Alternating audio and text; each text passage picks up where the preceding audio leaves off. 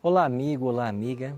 O nosso texto para a meditação de hoje está no Evangelho de Lucas, capítulo 17, verso 32. Lembrai-vos da mulher de Ló. Essas palavras foram pronunciadas pelos lábios do próprio Jesus e soam como uma estranha advertência.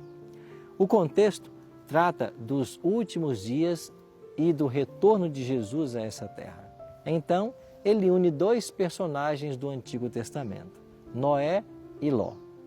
Os contemporâneos de Noé e Ló eram grandes pecadores, mas Jesus não mencionou os pecados deles.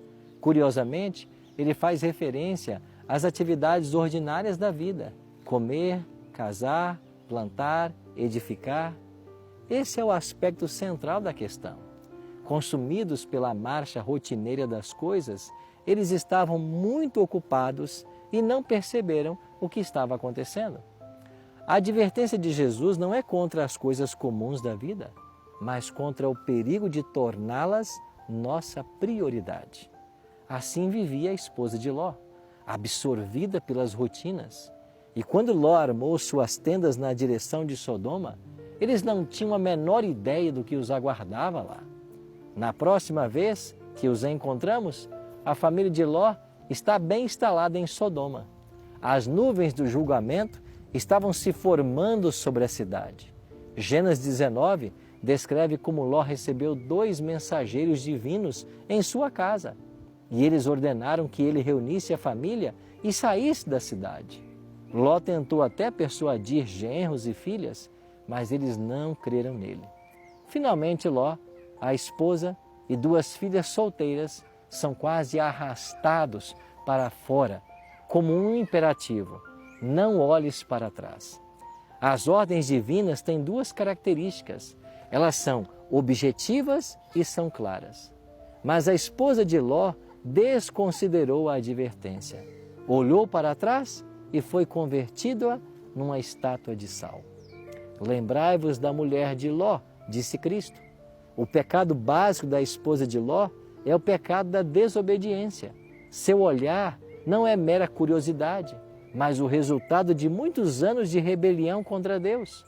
Olhar para trás é um sinal de uma mente dividida. A mulher de Ló chegou perto da salvação. Havia sido levado para fora da cidade, colocada no caminho do escape. Estava quase lá nos portões de Zoar, a cidade de refúgio. Bastava dar alguns passos mais. Porém, ela olhou para trás e pereceu com a cidade condenada. Esta é a tragédia do quase. Quase salvo, completamente perdido. Quase dentro, completamente fora. Os que estiverem quase salvos não serão em nada diferentes dos que estiverem completamente perdidos no dia da volta de Jesus.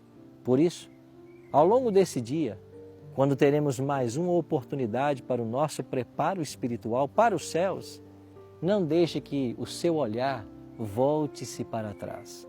Não olhe para as coisas desse mundo. Não permita que as coisas deste mundo obscura o seu futuro, o seu destino, a vida eterna que nós receberemos das mãos de Cristo quando Ele voltar. Vamos orar por isso hoje? Pai querido, nos ajuda hoje a lembrarmos da Tua palavra. Lembrai-vos da mulher de Ló. Que nós possamos entender que quase salvos é completamente perdidos. Por isso nos ajuda a não desviar o nosso olhar do céu e nem de Jesus, mas que olhando firmemente para Ele, possamos completar a nossa carreira. É a nossa oração, em nome de Cristo. Amém.